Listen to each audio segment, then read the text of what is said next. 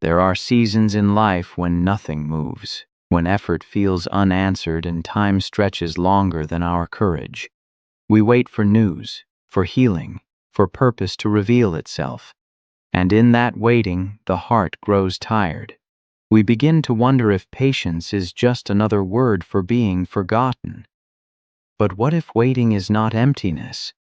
What if it is quiet work, shaping strength, preparing rebirth, teaching us the discipline to let go of what we cannot control?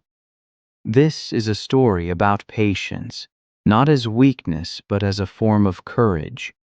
A story about failure that becomes healing, about letting go that leads to peace, and about a journey that looks still from the outside, but transforms everything within. In a small town where days pass slowly, there lived a man who believed his life had stalled, until waiting taught him how to hope again. The town woke slowly every morning, as if it had learned not to rush life. Shops opened late, roads stayed quiet. Even the light seemed to linger before touching the ground. It was the kind of place where time didn't push forward. It waited. And so did he. His name hardly mattered anymore, not because it was forgotten, but because he felt disconnected from it. He was a man in his early 30s, though life had already given him the tired eyes of someone older. Each morning, he followed the same routine with quiet discipline, waking before the sun, making coffee he barely tasted, staring out of a window that framed the same unchanged street. He wasn't lazy. He wasn't lost in the obvious ways. He worked, showed up, did what was expected. But beneath the structure of his days lived a heavy truth he never said out loud. His life felt paused. There was a version of himself he believed in once, a future shaped by purpose, by progress, by becoming more than this stillness. He had imagined movement, growth that could be measured, success that could be pointed to. Instead, he found himself waiting for clarity, waiting for motivation, waiting for something, anything, to tell him it was time to move forward. At night, when the town went silent, his thoughts grew louder. He questioned his patience, mistaking it for weakness. He wondered if discipline without visible reward was pointless, and sometimes he feared that waiting too long would slowly drain the courage he once had. Yet deep inside there was a quiet belief he couldn't extinguish, a fragile hope that this pause was not an ending, but a preparation. He didn't know it yet, but this stillness was shaping him in ways movement never could. Because some journeys don't begin with action, they begin with endurance, and this was his. When nothing around him changed, he decided he would. He began quietly, without announcements or promises. Earlier mornings, longer walks, a stricter routine. He read books about motivation and discipline, underlining sentences that spoke about strength, patience, and purpose. He told himself that consistency was enough, that if he kept moving, life would eventually move with him. And for a while, it seemed to work. Small victories appeared like brief flashes of light. He felt sharper, more focused. His body grew stronger. His days felt fuller. There was comfort in structure, in checking boxes, in knowing that at least he was trying. Each completed task whispered the same reassurance. You're getting closer. Closer to what, he wasn't sure, but closer felt better than still. People noticed too. They said he looked disciplined, grounded. You're doing well, they told him, and he nodded, holding on to those words like proof. He began measuring his worth by effort alone, believing that if he stayed disciplined long enough, the waiting would end on its own.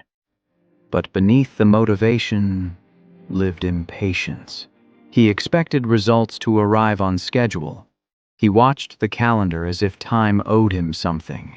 When progress slowed or didn't show itself at all, frustration crept in. He worked harder, not wiser, pushed more, rested less. Discipline quietly turned into pressure. At night, exhaustion replaced peace. The routine that once gave him strength now demanded constant justification. Why am I still here? He wondered. Why does it feel like I'm running but not arriving? He didn't realize it then, but he wasn't learning patience. He was bargaining with time. He believed discipline was a transaction, effort in, certainty out. And life, quietly watching, prepared to teach him otherwise. Because progress that is rushed often collapses under its own weight. And the waiting was far from over. The fall didn't announce itself. It arrived disguised as an ordinary day. He woke with the same discipline, followed the same routine, and carried the same quiet belief that effort would eventually be rewarded. But by evening, something broke. Swiftly, completely, and without explanation that felt fair. The opportunity he had been working toward slipped away. Not slowly, not gently. One conversation, a few words spoken without ceremony, and it was over. The future he had rehearsed in his mind dissolved in seconds. No argument could save it. No extra effort could undo it. He nodded when he was told. He even thanked them. Discipline had taught him how to stay composed. But inside, something collapsed. On the walk home, the town felt different. Streets stretched longer, sounds faded. Even the familiar lights felt distant, as if they belonged to another life. He replayed every decision, every delay, every moment of waiting, asking the same question again and again. Was this my fault? That night, he sat in the dark without turning on a single light. The motivation that once carried him felt hollow now. Discipline, stripped of hope, became weight. The waiting, once tolerable, turned cruel. He had done everything right. He had stayed patient. He had shown up. And still, he failed. In the silence, a painful thought surfaced. What if this pause wasn't preparation? What if it was proof that he was simply stuck? Sleep didn't come easily. And when it did, it brought no rest. Only the heavy awareness that the future he believed in was gone, and he had no replacement ready. This wasn't just failure, it was the loss of meaning. And when meaning collapses, even the strongest discipline begins to crack.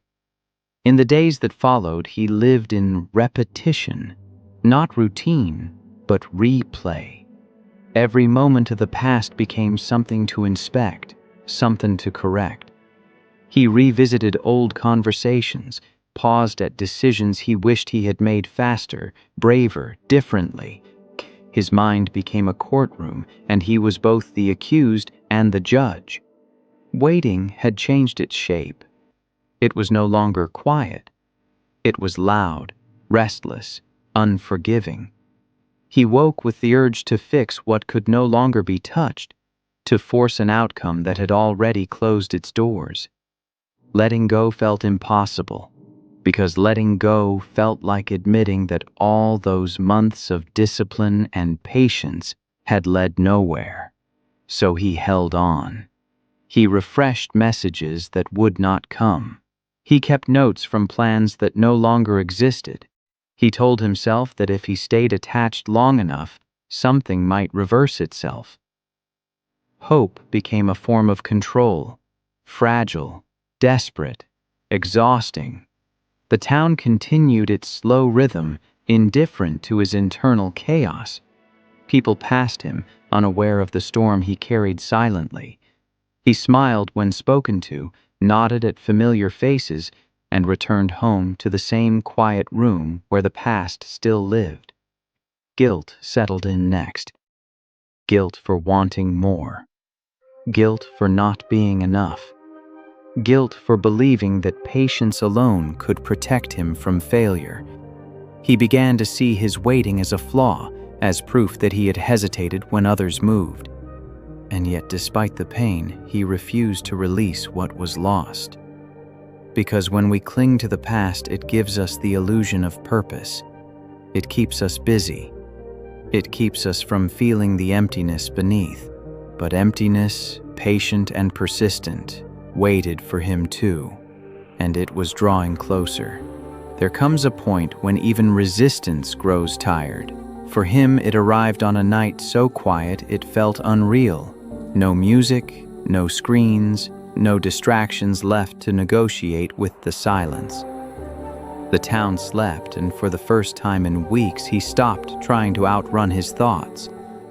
He sat on the edge of his bed, surrounded by the familiar shape of his life. Unchanged, unresponsive. The past no longer argued back. The future no longer invited questions. All that remained was the present, bare and heavy. This was not dramatic sadness. It was emptiness, the kind that doesn't ache. It echoes. He realized then how alone he had become. Not because people had left, but because he had withdrawn into his own waiting, carrying it like a private burden. Discipline had disappeared. Motivation felt like a language he no longer spoke. Even hope, once fragile, now rested somewhere beyond reach. He didn't cry. There was no energy left for that. He simply sat there, breathing, letting the stillness settle into his bones. And in that stillness, something subtle shifted. For the first time, he stopped asking when. When will it change? When will I be enough? When will the waiting end? Instead, a quieter question surfaced. What if this is the moment I stop fighting what is? It wasn't relief, not yet, but it was honesty. And honesty, when it finally arrives, creates space. Space for healing. Space for letting go. Space for a different kind of strength. One that doesn't demand answers immediately. This was the lowest point. Not because it was painful, but because it was empty. And emptiness, strange as it seems, is where rebirth finds room to begin. The reminder did not come as a revelation. It came as a moment so small he almost missed it. The next morning he went for a walk without intention. No goal, no steps counted, just movement for the sake of breathing different air. The town, washed in early light, looked softer than usual, less demanding. Near a quiet bench, an older man sat feeding crumbs to birds. He moved slowly, carefully, as if each gesture mattered. When one bird startled and flew away, the man smiled. Not disappointed, not rushed, just patient. Funny thing, the man said, noticing him watching. They always come back when you stop trying to control them. The words were simple, almost casual, but they landed heavily. They spoke for a moment, nothing profound. The weather, the quiet, how mornings used to feel longer. Before leaving, the man added gently, "Waiting isn't wasted time. It's where we learn how little force life actually needs." He walked away before the sentence could be questioned. He stood there, alone again, but something had shifted. Not clarity, not motivation. Just a soft crack in the wall he had built around his patience. For weeks he had treated waiting like a problem to solve, something to endure until it ended. He had gripped time tightly, afraid that loosening his hold would mean losing everything. But watching the birds return, without being chased, without being summoned, something became clear. What he called stillness was not abandonment. What he called delay was not denial. And what he called weakness might have been strength, learning a quieter shape. He continued his walk, slower now. The waiting was still there, but it no longer felt like an enemy. He didn't wake up changed. There was no sudden surge of motivation, no dramatic sense of rebirth. What returned instead was something smaller and far more honest. He began to stay with discomfort instead of escaping it, to stay with unfinished answers instead of forcing conclusions. The waiting remained, but it softened when he stopped resisting it. His discipline returned quietly, stripped of urgency. Morning walks without expectations, work done without counting outcomes, rest without guilt. He no longer treated effort as a bargain with the future. He treated it as presence. Some days still felt heavy. On those days, he allowed them to be. Healing, he learned, was not about feeling better. It was about being less afraid of feeling anything at all.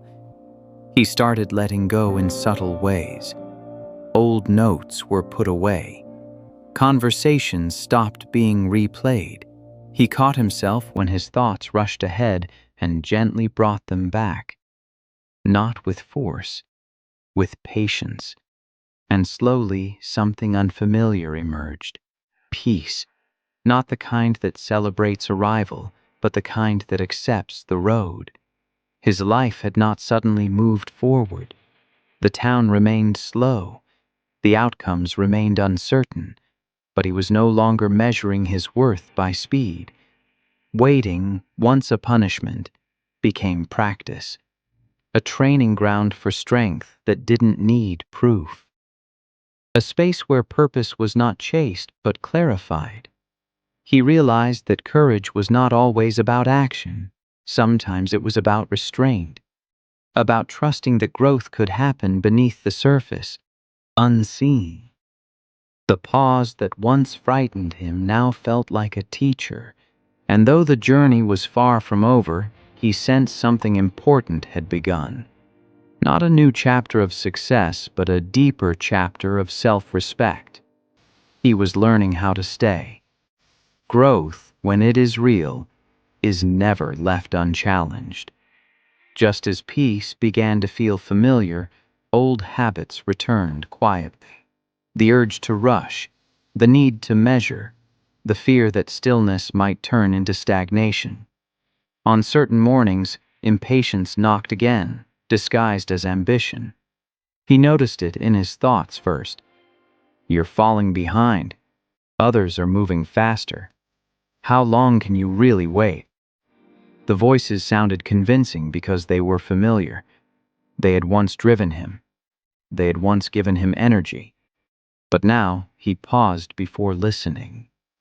Some days he slipped.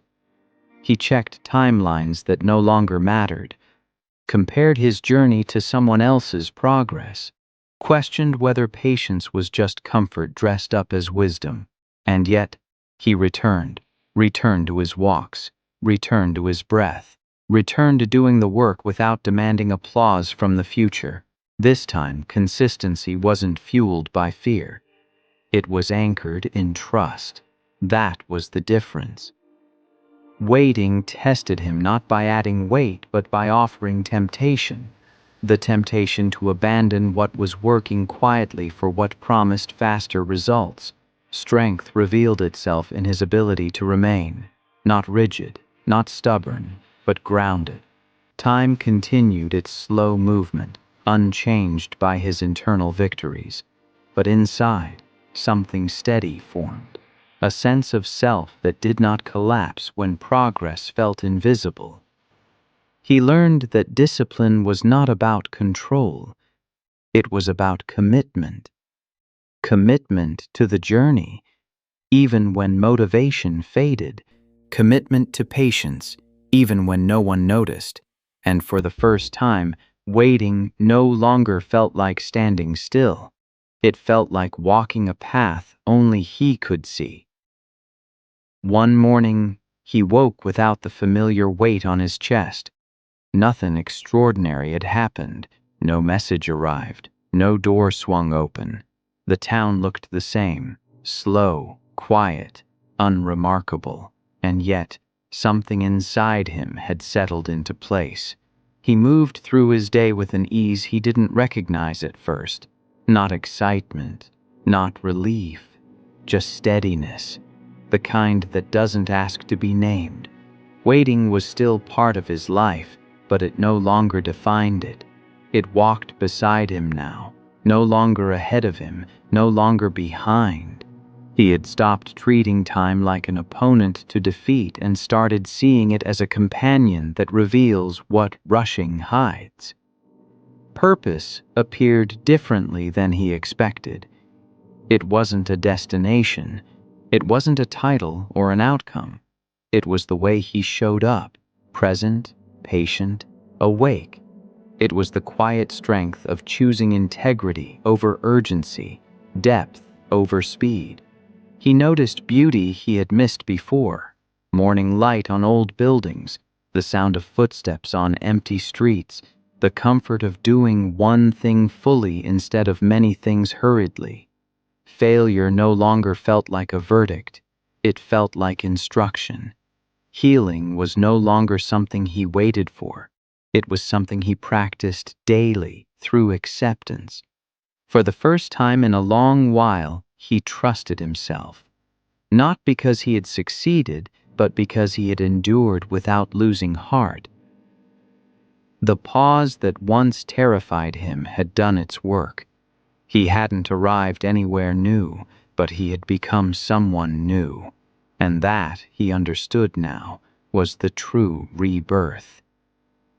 Maybe this story feels familiar, because somewhere in your life, you are waiting too. Waiting for clarity, for healing, for proof that your effort is not invisible. And in that waiting, you've wondered if patience is costing you time, if stillness means falling behind. But here is what this journey quietly teaches. Waiting is not weakness. It is strength, learning how to breathe. Discipline is not force. It is choosing to return even when motivation leaves. Failure is not a dead end. It is a teacher that speaks softly to those who listen. Letting go is not loss. It is space made for peace. Purpose is not found by rushing. It reveals itself when we stay present. Healing is not an event. It is a practice. And rebirth does not arrive loudly. It unfolds when we stop resisting who we are becoming. If your life feels paused, it does not mean you are forgotten. Some transformations happen beneath the surface, where no one claps and no timeline can measure progress. So don't lose heart in waiting. Trust that the journey is shaping you. Trust that patience is building something deeper than speed ever could. And trust that one morning, quiet and ordinary, you will realize you are no longer the person who began this road. You will still be walking, but you will be walking with peace. If this story resonated with you, take a moment to reflect, to share it with someone who might need it, and to stay connected for more stories like this. Your waiting matters, and so do you.